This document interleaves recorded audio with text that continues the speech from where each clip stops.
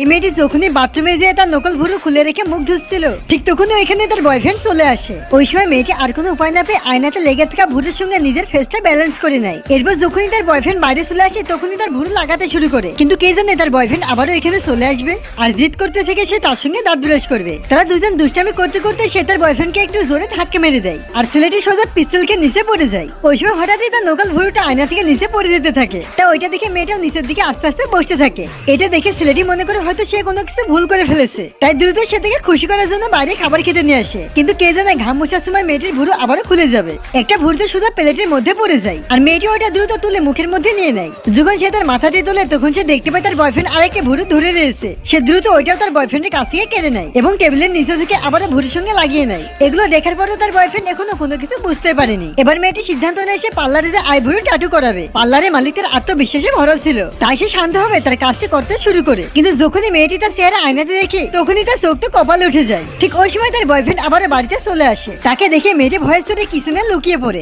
আর পাগলের মতো ঝালের গুঁড়ে শুকতে থাকে, যার ফলে তার হাত চলতে শুরু করে। তারপর দুটি পেঁয়াজ উঠে এবং তার চোখের মধ্যে ঢুকিয়ে দেয়। এর পরবর্তী পার্ট আর কি করে সেটি দেখতে চাইলে ভিডিওটি লাইক করে চ্যানেলটিকে সাবস্ক্রাইব করো।